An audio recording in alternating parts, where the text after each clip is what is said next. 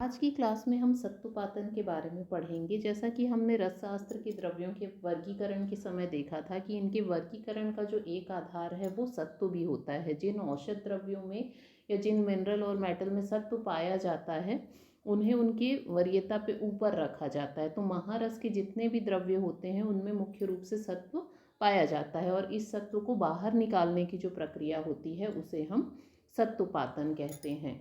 तो अगर इनको दो शब्दों में डिवाइड करें तो सत्व और पातन। सत्व का मतलब बोलें किसी भी ड्रग का जो सार भाग होता है, उसका जो प्योरिटी वाला पार्ट होता है, जो उसका एसेंस होता है।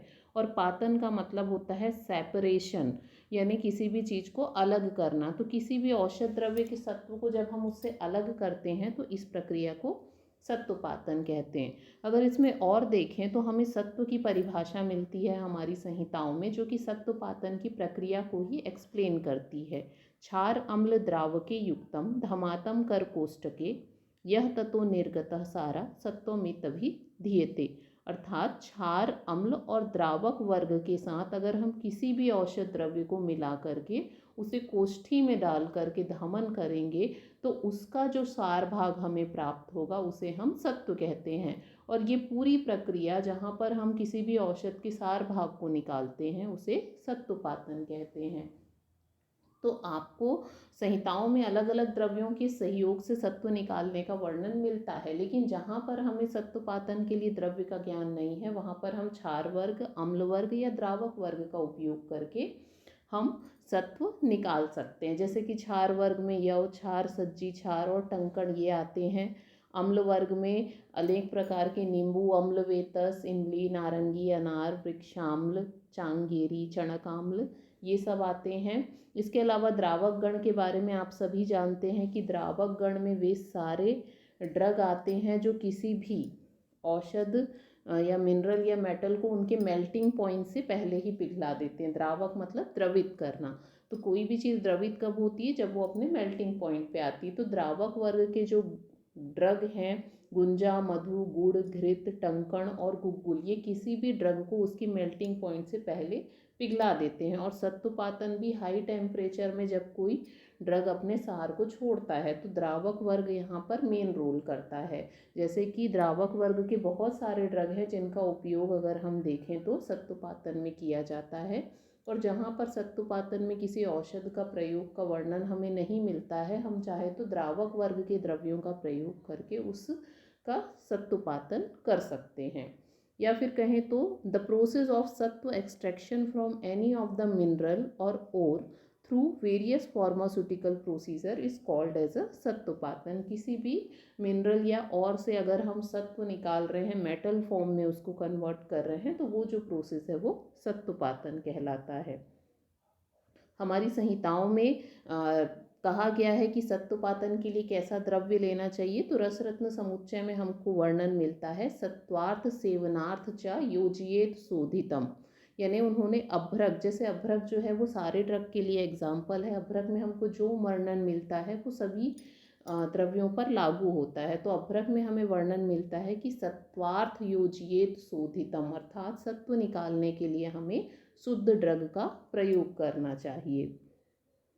अब सत्वपातन का अगर वर्णन देखें तो जब से रसशास्त्र का वर्णन है, जैसे सबसे मुख्य आचार्य रसशास्त्र के नागार्जुन है और इनकी बुक रसेंद्र मंगल है, तो हमें सत्वपातन का वर्णन सबसे पहले नागार्जुन की रसेंद्र मंगल में मिलता है। इन्होंने 8 विधियों के द्वारा सत्वपातन का वर्णन किया है। आनंद कंद में 13 औषधियों के सत्वपातन के लिए 36 विधियों का वर्णन मिलता है। इसके अलावा रस हृदय तंत्र में हम देखें तो जितने भी सत्व होते हैं उनका प्रयोग पारद कर्म के लिए मिलता है। जैसे आप लोग को पता है कि पक्ष छिन्न का जो सबसे मेन और अच्छा वर्णन है रस हृदय तंत्र में बताया है, और पक्ष छिन्न के लिए उन्होंने अभ्रक सत्व का वर्णन किया है। इसी प्रकार से रसार्णव में 9 द्रव्यों के सत्वपातन का वर्णन है। रस रत्नाकर में भी 13 औषधि के सत्वपातन के लिए 19 मेथड का वर्णन हमको मिलता है।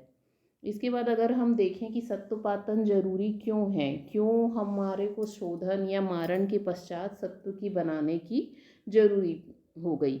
तो इसमें सबसे मेन अगर आपको मैं बताना चाहूँ तो जब हम रस तरंगिणी पढ़ते हैं तो रस तरंगिणी में मिलता है हमें योगेशु उप्रसादीनाम योगे सत्व योजनम गुणोत्तरम भवेत यस्मात् तस्मात् सत्वम विशिष्यते। यानी जैसे उपरस, महारस, साधारण रस या जितनी भी रस औषधि होती है, इनका जो सत्व होता है उसमें उत्तर गुण अधिक गुणशाली होता है, इसीलिए हमें योगों में सत्व का प्रयोग करना चाहिए। इसके अलावा जब हम किसी भी ड्रग का सत्व निर्माण करते हैं तो हमें उसका एक्टिव प्रिंसिपल मिलता है, और उस एक्टिव प्रिंसिपल में किसी भी प्रकार की अशुद्धि पाए जाने की कोई भी संभावना नहीं होती है। जैसे भस्म की मात्रा को हम सबसे कम कहते हैं, लेकिन सत्व की जो मात्रा होती है वो भस्म से भी कम होती है। इसके अलावा जब हम सत्व का निर्माण करते हैं तो इसमें नए गुणों की भी उत्पत्ति होती है। इसके अलावा हम सत्व निर्माण करके इसकी भी फर्दर प्रोसेसिंग कर सकते हैं। जैसे जब हम अभ्रक का सत्व निकालते हैं तो हमें अभ्रक सत्व के शोधन और अभ्रक सत्व के मारण का वर्णन मिलता है, जो अधिक गुणकारी होते हैं।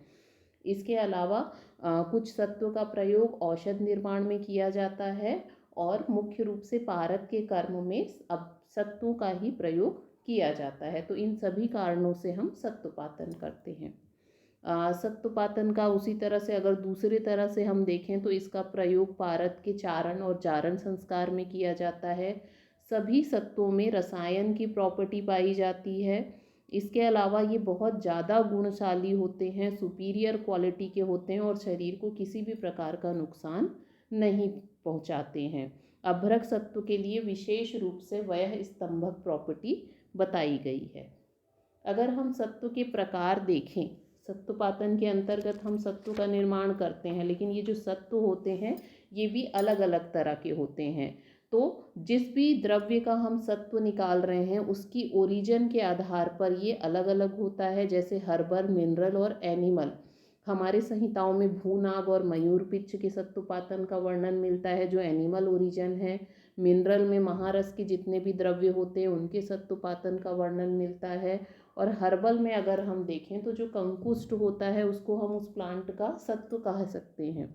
अकॉर्डिंग टू सोर्स, यानी जो हम सत्व निकाल रहे हैं उससे हमें जो सत्व मिलेगा वो किस फॉर्म में मिलेगा, मेटल फॉर्म में, नॉन मेटल फॉर्म में या हर्बल फॉर्म में, इसके अकॉर्डिंग भी इसका डिवीज़न किया जाता है। तो अभ्रक, स्वर्णमाक्षिक, इनका जब हम सत्वपातन करते हैं तो हमें धातु की प्राप्ति होती है। हरताल या गौरी पाषाण का जब हम सत्वपातन करते हैं तो हमें नॉन मेटल की अधातु की प्राप्ति होती है।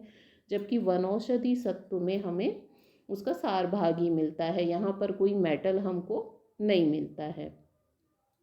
द्रव्य के आधार पर, यानी हम जिस भी ड्रग का सत्व निकाल रहे हैं वो हमको किस फॉर्म में मिल रहा है, उसमें सिंपल कंपाउंड है या फिर कॉम्प्लेक्स कंपाउंड है। जैसे जब हम मल या गैरिक, जिनके केमिकल फार्मूला बहुत सिंपल होते हैं, आर्सेनिक ऑक्साइड में आर्सेनिक और ऑक्साइड है, इसका सत्व निकालेंगे तो सिर्फ आर्सेनिक मिलेगा। गैरिक में भी आयरन और ऑक्साइड है, इसके सत्व में सिर्फ आयरन रहेगा। लेकिन अभ्रक है, स्वर्णमाक्षिक है, जिनमें एक से अधिक धातुएं या अधातु पाई जाती है, तो इनके सत्वपातन के स्वरूप हमको जो सत्व मिलता है वो कॉम्प्लेक्स कंपाउंड होता है। तो मिलने वाला जो सत्व होता है उसके आधार पे ये सिंपल या कंपाउंड फॉर्म में होता है। नेक्स्ट जो इसका प्रकार है, अकॉर्डिंग टू कलेक्शन ऑफ सत्व, सत्व को हम किस प्रोसेस के द्वारा निकाल रहे हैं इसके आधार पर भी इसे सब्लिमेटिंग फॉर्म ऑफ सत्व और नॉन सब्लिमेटिंग फॉर्म ऑफ सत्व, ऊर्ध्वपातन के थ्रू प्राप्त कर रहे हैं या फिर दूसरे प्रोसेस के थ्रू जहाँ पर ऊर्ध्वपातन या पातन का यूज़ हम नहीं कर रहे हैं। जैसे जब हम हिंगुल से पारद का निष्कासन करते हैं या हरताल का, तो हम ऊर्ध्वपातन का प्रयोग करते हैं। इसके अलावा अगर हम स्वर्णमाक्षिक, सस्यक, इनसे सत्वपातन कर रहे हैं तो हम सब्लिमेशन का यूज़ नहीं करते हैं। अकॉर्डिंग टू टेम्परेचर भी सत्व को डिवाइड किया जाता है, मृदु सत्व और खर सत्व। जिन सत्व का प्राप्ति हमें 1000 टेम्परेचर से कम में होती है उसे हम मृदु सत्व कहते हैं, और जो सत्व हमें 1300 से ज़्यादा टेम्परेचर में मिलते हैं उन्हें हम खर सत्व कहते हैं। इसके बाद सत्वपातन की प्रक्रिया में हमें अनेक यंत्र की यूज़ होते हैं। ज़रूरी नहीं है कि एक ही यंत्र का उपयोग करके हम सत्व का निर्माण कर सकते हैं। अपनी आवश्यकता के अनुसार अलग अलग यंत्र के प्रयोग से भी हम सत्व का निर्माण कर सकते हैं, लेकिन मुख्य रूप से देखें तो हम सत्वपातन में मूसा और कोष्ठी का प्रयोग करते हैं, जहाँ पे वंकनाल का भी प्रयोग किया जाता है। तो खल्व यंत्र, मूसा, कोष्ठी और वंकनाल, भ्रस्त्रिका, इनका प्रयोग प्रायः सभी सत्वपातन में कॉमनली यानी ज़्यादातर किया जाता है। इनके अभाव में हम डमरू यंत्र, बालुका यंत्र, कुपी, पातना यंत्र, इनका उपयोग करके सत्वपातन कर सकते हैं। अन्यथा बाकी सारे जगह पर हम मूसा, कोष्ठी, वंकनाल, भ्रस्त्रिका, खल्व यंत्र, इनके प्रयोग से ही सत्वपातन करते हैं। यानी पहले खरल में औषधि का मर्दन करके उसको मूसा में डालते हैं, मूसा में डालने के बाद कोष्ठी में डालते हैं, और धमन के लिए हमें भस्त्रिका और वंकनाल हेल्प करते हैं। तो इस तरह से ये सारे सत्वपातन में यूज़ होता है। बाकी जो यंत्र होते हैं ये अदर, यानी कि अगर ये नहीं है तो हम उनका उपयोग कर सकते हैं। इसके अलावा सपोर्टिव ड्रग की बात करें तो सपोर्टिव ड्रग का मतलब होता है, जैसे क्षार, अम्ल और द्रावक हमने देखा था, तो इनके अंतर्गत जो भी द्रव्य आते हैं, जैसे द्रावक गण हो गया, ऊन, लाक्षा, क्षार द्रव्य, और स्पेशली सूर्यवर्त आदि गण का वर्णन हमको मिलता है रसरत्न समुच्चय में सत्वपातन के लिए। तो इस प्रकार से कुछ औषध द्रव्य होते हैं जो कॉमनली हर सत्वपातन में प्रयोग किए जाते हैं, जो सत्व निष्कासन के लिए हेल्प करते हैं। तो द्रावक गण के जो ड्रग होते हैं, हमने देखा कि द्रावक गण के जर किसी भी ड्रग को उसके मेल्टिंग पॉइंट से पहले पिघला देते हैं। इसके अलावा ये किसी भी मिनरल या और से उसके मेटल को अलग करने में भी हेल्प करते हैं। ये उसमें पिघल करके, जैसे द्रावक गण है, द्रावक गण के जो ड्रग होते हैं वो पिघल करके उसमें जो भी इम्प्योरिटी है या वेस्ट पार्ट है उसको चिपक करके पहले अलग कर देता है। उसमें टंकण है जो कार्बन फॉर्म में कन्वर्ट होके उसको और अधिक टेम्परेचर या गर्मी देता है, जिससे कि सत्व जल्दी निकले। इसी प्रकार से इसमें मूसा और कोष्ठी का भी बहुत रोल होता है। कोष्ठी अगर आप पढ़ेंगे तो कोष्ठी 3 प्रकार की आपको मिलेगी: अंगार कोष्ठी, पाताल कोष्ठी और गार कोष्ठी। इसमें अंगार कोष्ठी का प्रयोग हम कठिन द्रव्य के सत्वपातन के लिए करते हैं, पाताल कोष्ठी का प्रयोग हम मृदु द्रव्य के लिए करते हैं, और गार कोष्ठी का प्रयोग हम मिश्र द्रव्य के लिए करते हैं। तो सत्वपातन की जो विधि होती है, जैसे हम किसी भी प्रोसेस को अलग अलग पार्ट पे डिवाइड करते हैं, या फिर पूर्व कर्म, प्रधान कर्म और पश्चात कर्म में डिवाइड करते हैं, कोई भी प्रक्रिया हम कर रहे हैं तो हमारे उस प्रोसेस की पहले की जो तैयारी होती है उसे पूर्व कर्म कहते हैं। सत्व निर्माण की जो मुख्य प्रक्रिया है वो प्रधान कर्म है, और उसके निर्माण होने के बाद उसको ग्रहण करने तक की प्रक्रिया जो है वो पश्चात कर्म कहलाती है। तो पूर्व कर्म में एप्रोप्रिएट इक्विपमेंट, जैसे कि हमने देखा कि मूसा, कोष्ठी, वंकनाल, कोकीला, कपड़ मिट्टी, यानी अगर हम किसी भी ड्रग का सत्वपातन कर रहे हैं तो सबसे पहले हम उसका खरल में मर्दन करेंगे। खरल में मर्दन करने के पश्चात हम उससे पिंड बनाएंगे। तो मूसा, कोष्ठी, वंकनाल, कोकीला, कपड़ मिट्टी, ये सारे इसके एप्रोप्रिएट इक्विपमेंट है या आवश्यक सामग्री है जो उस समय होना चाहिए। दूसरा शोधन, जैसा कि हमने पहले ही देखा कि किसी भी ड्रग का अगर हमको सत्वपातन करना है तो हमें पहले उसका शोधन करना जरूरी है। दूसरा पिंड निर्माण, जैसा कि हम देखते हैं कि जब हम भस्म निर्माण करते हैं तो हम चक्रिका का निर्माण करते हैं, लेकिन जब हम सत्वपातन करते हैं तो मुख्य रूप से हम पिंड का निर्माण करते हैं। सेम चक्रिका बना करके हम सराव में रख के सराव संपुट करते हैं, लेकिन पिंड बना करके हम उसे क्रूसिबल या मूसा में डाल करके मूसा के मुख को बंद कर देते हैं। तो इस तरह से ये इसके पूर्व कर्म है। सारी आवश्यक सामग्री एक जगह रखनी है। जिस भी ड्रग का हमें सत्वपातन करना है वो शुद्ध होना चाहिए।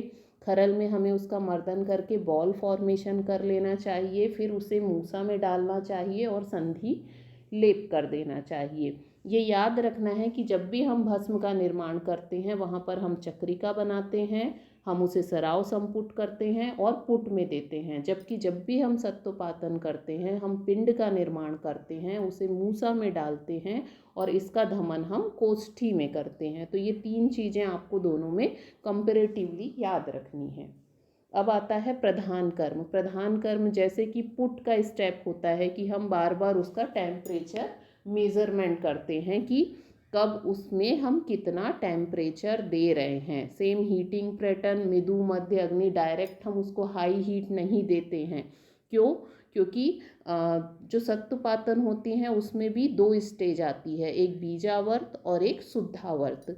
तो बीजावर्त के बारे में अगर आप पढ़ेंगे तो बीज मतलब होता है किसी भी चीज़ का बीज उससे सिमिलैरिटी रखता है। इससे आप याद कर सकते हैं कि कोई भी ड्रग है जब उसको पहले हम गर्म करते हैं तो उसमें से कुछ फ्लेम्स निकलती है, ज्वाला निकलती है। जैसा कि आप लोगों को पता है कि रसायनों ने ज्वाला परीक्षा का वर्णन किया है कि किसी भी ड्रग को हम जब जलाते हैं तो उससे कौन से कलर की फ्लेम निकलती है। जैसे शस्यक को अगर हम जला रहे हैं तो उसमें नील हरित वर्ण की ज्वाला निकलेगी जो शस्यक के ही कलर की होती है। तो बीजावर्त का मतलब होता है पर्टिकुलर कलर फ्लेम बाय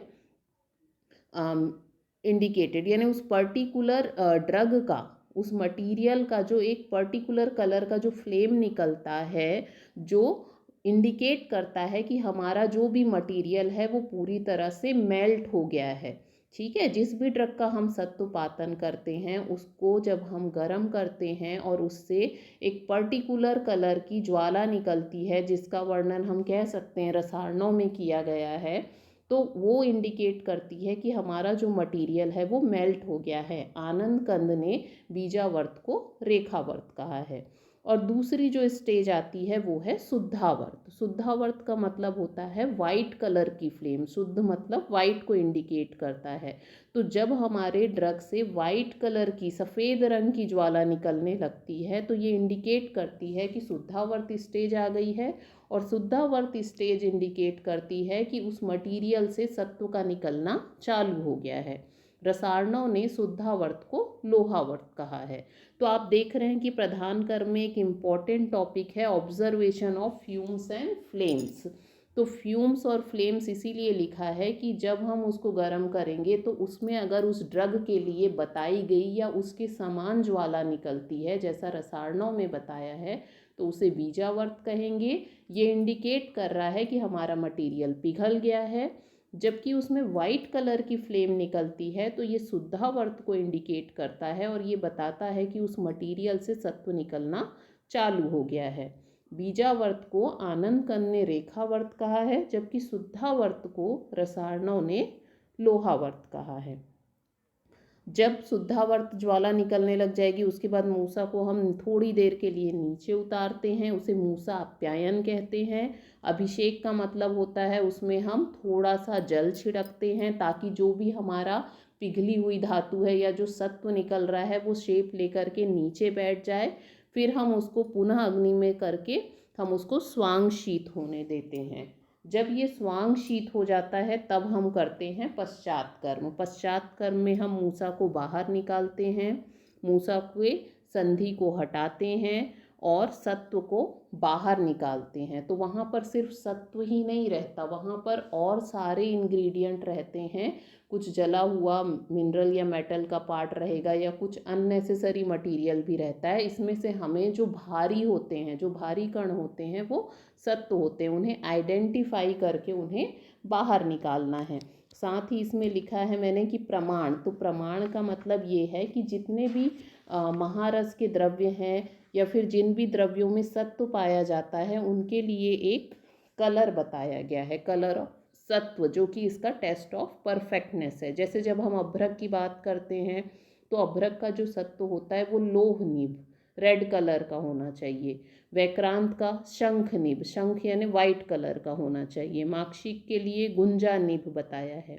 इसी तरह से अलग अलग ड्रग के लिए एक कलर बताया गया है कि जितने भी सत्व होते हैं उनका एक पर्टिकुलर कलर होता है। अगर ये कलर आपको मिल जा रहा है या इस कलर के कण हमको मिल जा रहे हैं तो उन्हें हमारी सत्व सही निर्माण हुआ है। लेकिन जिस तरह से भस्म परीक्षा करने पर बहुत सारे पुट के बाद भस्म का निर्माण होता है, वैसे ही ये जो सत्वपातन की प्रक्रिया है यह एक बार में पूर्ण नहीं होती है, इसे भी 2 से 3 बार रिपीट करना पड़ता है।